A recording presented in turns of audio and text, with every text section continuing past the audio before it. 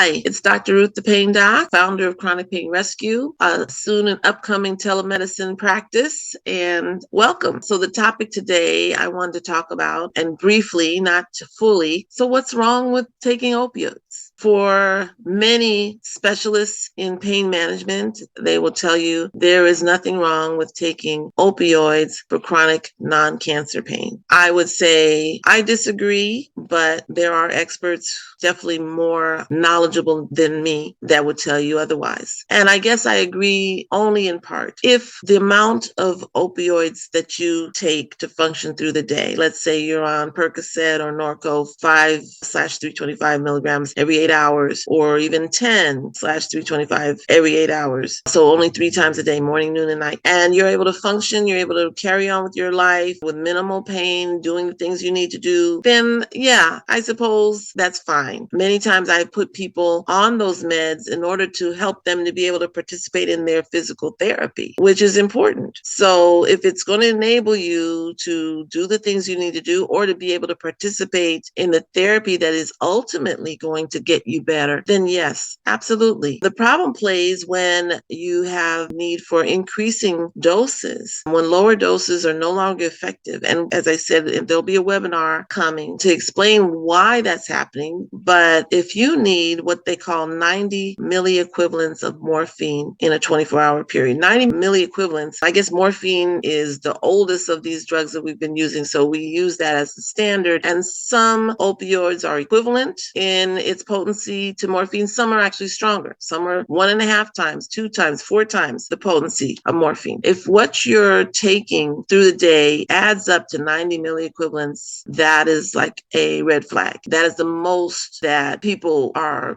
saying you could use, but you're at risk. And unfortunately, there are people taking much, much more than that. I've seen it, and that is a red flag. That will be a red flag on the doctor. That is a red flag for the patient. Why is that? Because with the increasing doses, there are more risks. There is risk of death, among many other things. So we don't want, if that's the amount of opioids that you need to take just to feel comfortable, then you have a real problem. Some people actually are taking opioids not for the pain relief, but because when they get off of them, they're going through withdrawals and they don't like the feeling of the withdrawals, or they got off of them and they feel anxiety, which says that you had a dependence on these meds. So again, that's not a good reason to stay on them. That means you need help getting off of them. I want to also just say that it's not your fault. I think people get their backs up when people start talking about coming off, because they think, oh, you think I'm a drug addict, you think I'm a drug seeker. Not necessarily. You can have both problems. You can have a problem with addiction and a problem with pain. You can have both problems. Or you can have a problem with dependence. Dependence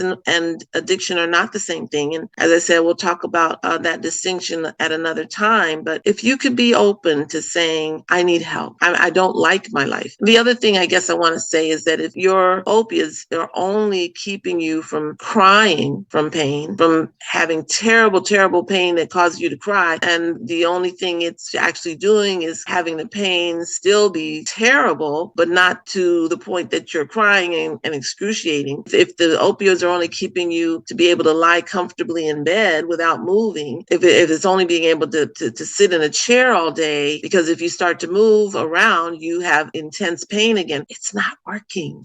That's not living. And I guess the thing is, what are you willing to do in order to get a better life? What are you willing to invest? It's not just about finances. That's about life changes. What are you even willing to explore in terms of what you eat, and whether you're getting enough sleep, and how to learn how to have mindfulness to decrease your stress. There's a lot of ways to attack the beast of chronic pain. I do consider it a beast. I give that analogy that, you have to use many spears, many workers working together to take that beast down. And it is doable. There are people doing it every day and being able to live healthy, fairly normal lives. And the pain is not something that controls their lives, but they control their pain. So until next time, I wish the best for you. If you are a chronic pain sufferer, this practice is dedicated to helping those with chronic pain live healthy, whole, thriving lives. And, I welcome you to like us on Facebook, look at our website, Chronic Pain Rescue, sign up for our email. As I said, in